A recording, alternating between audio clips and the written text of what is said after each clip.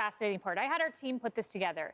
Bessent saying that China has more to lose, and I want you to listen to his rationale, but very carefully listen to the last 15 seconds of what I'm about to play. I think it's Bessent giving us an insight into exactly what the administration plans to do with China. Listen to this. I think it's unfortunate that the Chinese actually don't want to come and negotiate because they are the worst offenders in the international trading system. They have the most imbalanced economy in the history of the modern world. And I can tell you that this escalation is a loser for them, that they have some very smart, the economists, the academicians, technocrats within their bureaucracy, and they would be telling the leadership that we do not have the edge here. I think, Rob, at the end of the day, that we can probably reach a deal with our allies, with the other countries that have been long-term. They've been good military allies, not perfect economic allies, and then we can approach China as a group. Emily, so creating deals with these countries and as a group going to China, that's a brilliant plan. A lot of people take heat for saying it, but I blame the people sitting at this desk more than I blame China. If China can get away with what they got away with taking hundreds of billions and trillions of dollars right out of our pocket because our people here were stupid, they were stupid people. Maybe corrupt, I don't know. I don't know how you can be that stupid. How do you get to be president and you're stupid? But they certainly weren't courageous, and they allowed this to happen. If you could read first grade and you could read these agreements, you'd say, these are terrible deals. But the shrill voices that you're hearing this week about tariffs are the same scoundrels and frauds who never thought twice about when the United States lost 90,000 factories and plants. Think of that, 90,000. How do you do 90? If you had a map, a big map the size of that wall, and you had a pin for each factory, you wouldn't have enough room. You think of it, 90,000 factories since NAFTA. The question of the day is, did Trump truly cave? Gavin Newsom's, he's running for 2028. We all know it. We all see it. We see it a mile away. He put this tweet, Trump caved. He will change his mind again. To our international partners, California is a stable, reliable partner. We want your business. We want your taxes is more of what he's saying here. But this is disingenuous framing from the most perfect union. Trump paused many of his reciprocal tariffs decrees. It's not framed accurately. When I read this, more perfect unions making it seem like Trump stopped the reciprocal tariffs.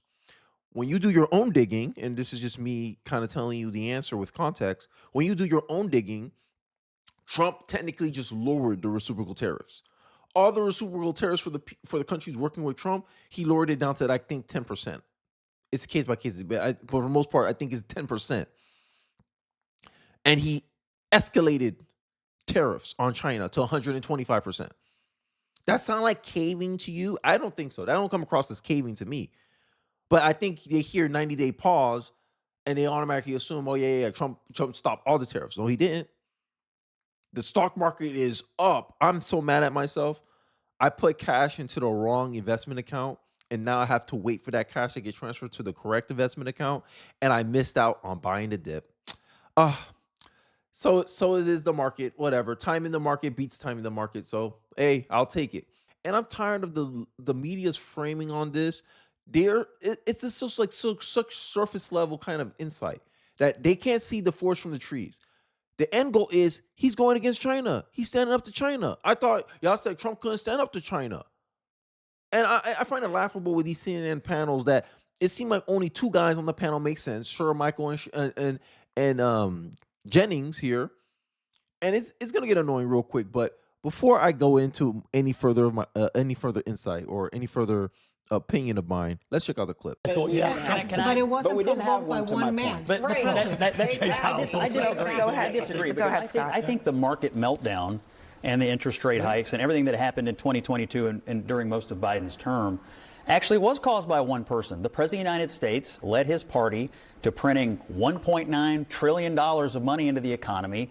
That caused the inflation. And the markets reacted, the interest rates reacted. Was that bad, Scott? Was it bad that the markets were down 20 and 30% in 2022? You seem to think it's bad today. Was it bad then? Was it bad that, if in your view, that one man precipitated a stock market drop? So is it, to Eric Erickson's point, is it bad now that one man has precipitated massive sell-offs in the stock market and a risk of recession? Well, we're going to see how it turns out. I don't know that we're in a risk of a recession right now. So you won't say that it's bad now? I don't know how it's going to turn out. But your question to me was, this has never happened before. It happened for 4 years. My question to you is about being intellectually honest. If it was bad then, shouldn't it be bad now? I don't know how this is going to turn out. It's been a week. No, but listen, so we'll see. To Eric's point, okay.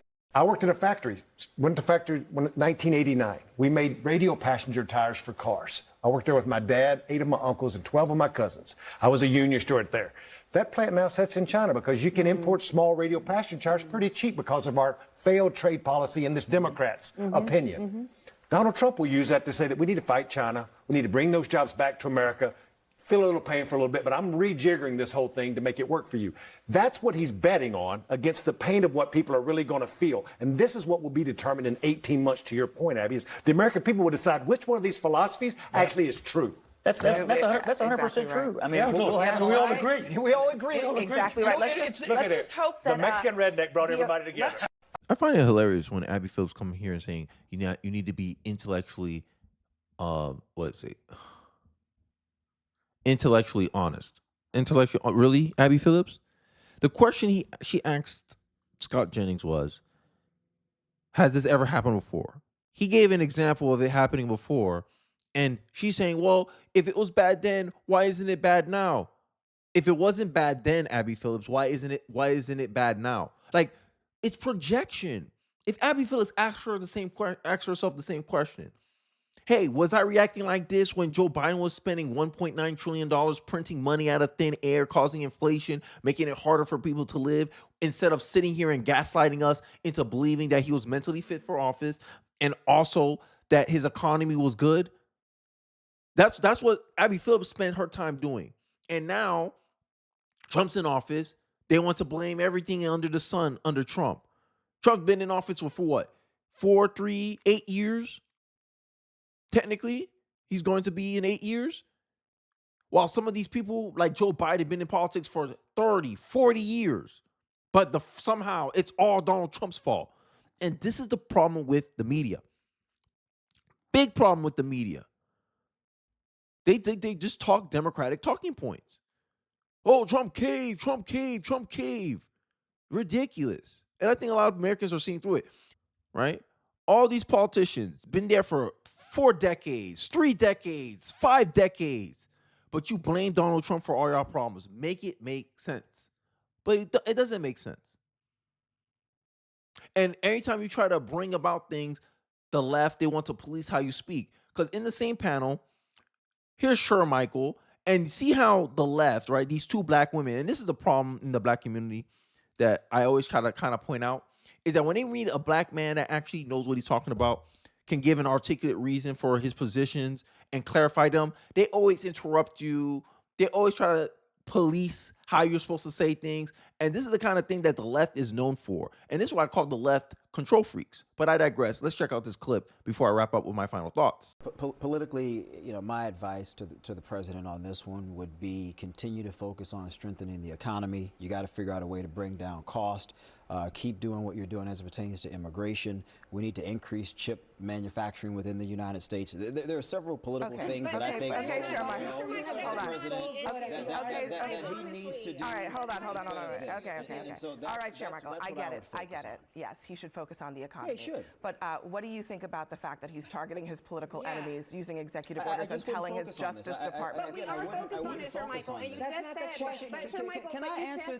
But you haven't answered. But you have not answered. I did answer. I just didn't answer the way you wanted me to answer. You don't get to dictate my comments to my response on this show. Your comments are not directed to the issue. Yes, they were, because my response was the focus should be.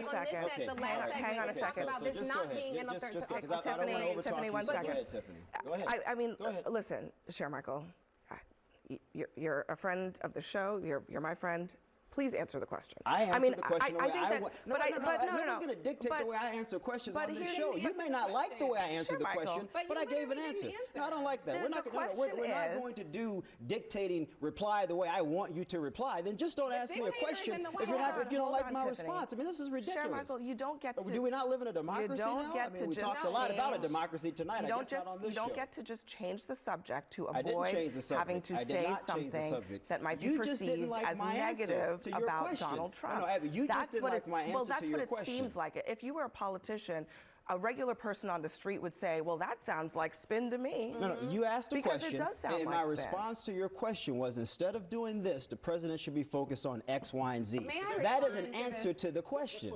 Reality that we are dependent on so many things to come out of our biggest adversary in the world. They are the enemy, and we should not be dependent on them. But no, they are not our enemy. They're our biggest trading partner. And if we they've got rare earth minerals and you don't. They're the enemy. Right. But listen, but like it or not, sure, Michael, they are our biggest trading partner. And if we were to manufacture iPhones here, iPhones would cost $3,500. The American people are not going to tolerate that. We have one of the highest standards of working conditions here. I don't think that we can say, forget you, China. They literally. So you're okay. Hold on, Sir Michael. So you're okay. You're okay if we continue to put our own economic and national security future in the hands of our biggest enemy, because effectively they use slave labor to build stuff, and that makes it better for us. That is terrible. I am 100% not okay with that, but I'm dealing in the reality of what is. Do you want to change reality? Yeah, that's annoying. So the left love to try to police people and dictate how they should answer questions, right? When it's them, right? Like, for instance, the Scott Jennings one, the clip that I showed you earlier in this video, when she asked question, oh, when does this happen before? And then Scott Jennings like, well, it happened under Joe Biden that we lost 20% on the Dow Jones in 2022. She completely dodged the question, and then she went on something about, oh, no, we got to keep each other intellectually honest. If it was bad then, it should be bad now. But your reaction's also opposite, too. You wasn't freaking out over Joe Biden and the stock market going down 30%. You sat there trying to gaslight us into thinking it wasn't a recession. We weren't going through a recession under Joe Biden. Abby Phillips is the biggest perpetrator of this stuff. So then when Sher Michael, as you saw from the clips, I gave you kind of some clips, that he answers a question in a way that he thinks is fair. They go around and say, oh, that was a spin. That was a spin. I have numerous examples of Abby Phillips doing the exact same thing. I have the exact same, like, the media, it really is a threat to Americans. I think I'm playing. I think I'm not playing. Here's a conversation, because this is an annoying part about, CNN, right? And I think this is where News Nation has a lane. News Nation tried to give a more diverse opinion about it, at least a more equal representation of opinions. Because Sher Michael was surrounded by a bunch of liberals. He has Scott Jennings, but they're always outnumbered on the table. Always. That's how Abby Phillips set up her show. She gets more left wingers on the panel than right wingers. Always. It's never fair. Is never an equal ratio on her panels. Here's Guerrero Rivera and his reactions to Trump's tariffs and how he thought this was a great strategic move. And then I'll go back to Sher Michael answering stuff about the tariffs, because this is what the point is really about. It's about the tariffs. Did Trump truly cave on the tariffs? My answer is no. I believe that he ambushed China. I believe that he suckered the whole world into believing that he was going to go down in this, this Harry Carey, this suicide mission. So you think this was him against the world? The plan all along? I think with him, it's so much spontaneous. But I believe it evolved. I mean, Monday, so many people were feeling terrible pain. Yeah. The markets were tanking. There was no, end in sight. People were watching their 401ks, their IRAs disappear. The whole nation was, I think, trembling over the uncertainty of where we were going with this. It was when Trump tried to alleviate this by saying, "Stop being a panicking. Trust me," right? And I was like, "Hey, I voted for him, so I'll trust him." I just told you earlier in this video how I blundered mightily because I was trying to buy the dip, and I put my money in the wrong investment account.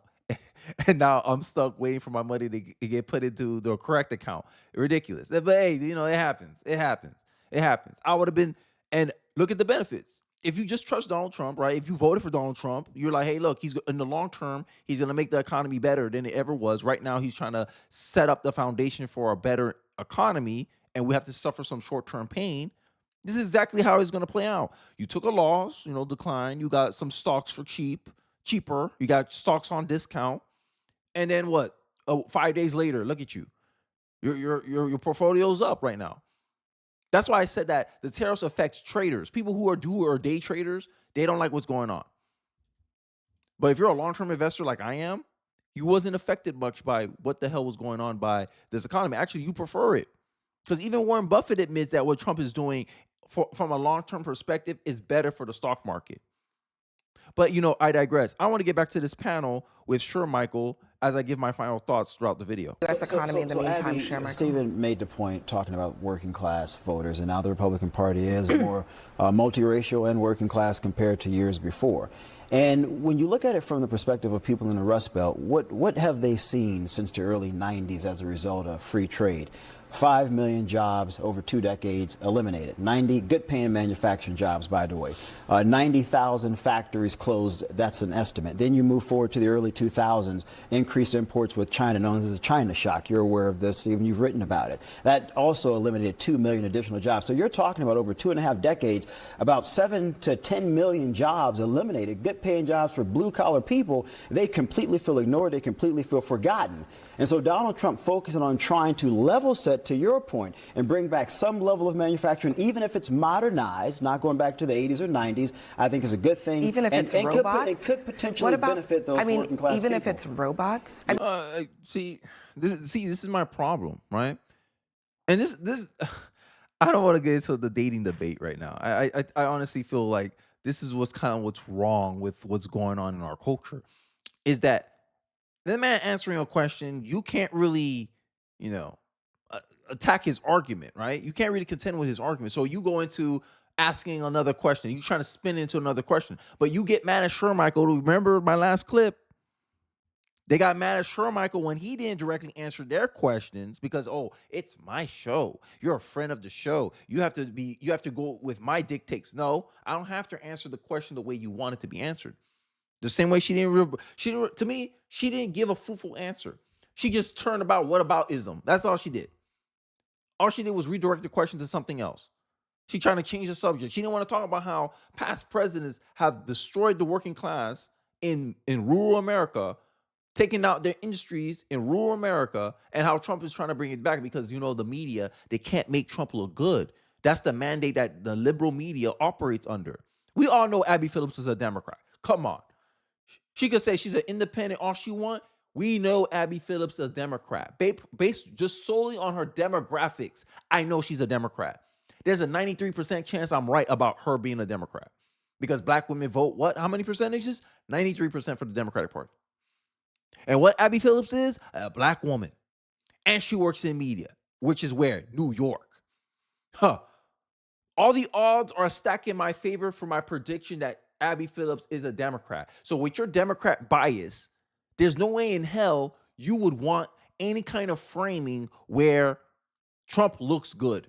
It's robots doing these jobs, then what's the point? Abby, chip manufacturing, you got to bring some of that back to the United States. I know, I get that. We're not at a place where machines can repair themselves when they're damaged. You need to have a skilled workforce being able to take care of those things. But do you understand my point, Michael, is that we are increasingly about to be in an economy where a lot of these jobs that he wants to bring back are not going to be done by humans. Maybe there will be one or two overseeing the robots, but they've acknowledged that. Besant and Howard Lutnick have both said that over the last few days.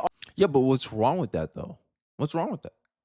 If you're like, look, this is my problem.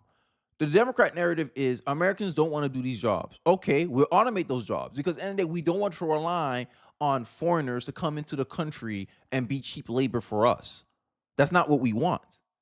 As an American citizen, that's not what I want. I don't want immigrants coming in here and they're essentially being used as slave labor, serf labor, just because Americans don't want to do these jobs. That's the argument of the left. So why you're mad at they're being automated? Because you want justification for illegals to come into the country. Oh, look, we need illegals. You want to create some type of dependency on a cheap labor. No. And Amazon's doing this right now. They're trying to automate their workforce right now with their logistics centers. But for some reason, this is like a lost concept on Abby Phillips? Like, I don't understand the point.